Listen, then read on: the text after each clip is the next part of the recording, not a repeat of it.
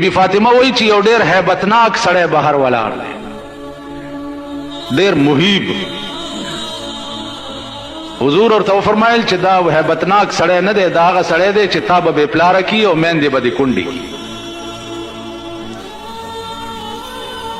بی فاطمه ځان له په چغو شوه چې دا سړی خو کور ته د راتلو اجازت غواړي، دا چې دومره خطرناک سړی دی والله که زه اجازت ورکړم. حضور علیہ السلام ورته وفرمایل چې د ده څه اختیار دی چې دی دننه راشي، چې چا رالیږلی دی هغه ته ووایه. خلاصه دا چې اجازت وشو، اسرائیل علیہ السلام دننه راغی.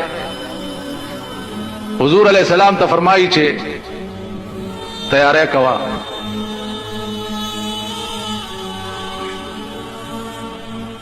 حضور فرمایل چې لږ صبر وکړه چې جبرائیل راشي. یو پړک کې جبرائیل راغی، نو حضور علیہ السلام ورته فرمایي چې جبرائیله زه خو روان یم، زما رب نه دا تپوس وکړه چې ما نه رستو زما د دې امت به څوک نګهبان.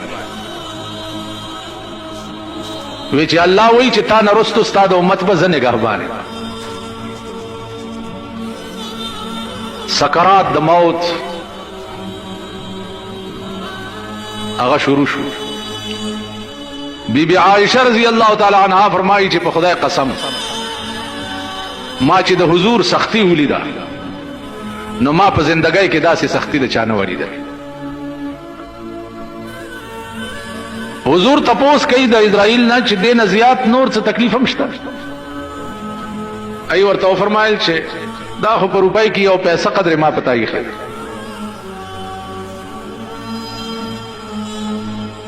نو رسول الله صلی الله علیه وسلم ورته فرمایل چې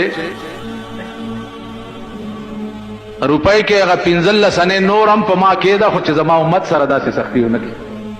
لږ سات چې تیر شه، انا لله و انا الیه راجعون.